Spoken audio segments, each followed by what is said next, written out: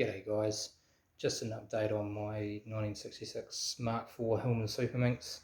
I've just had the rear quarter light windows and new seals installed.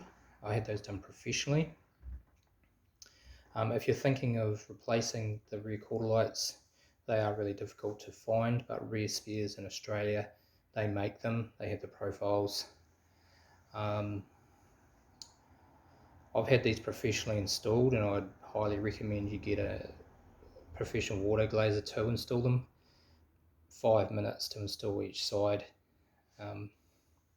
Unless you've got experience in installing them yourself and you've got the right gear, I would highly recommend that you get them installed. Here's the left rear. They've come out really well. Now that these are installed, hopefully I don't have to have them replaced again. So yeah guys, just a quick update on the reinstallation of these windows and new seals. Okay guys, we'll see you in the next one.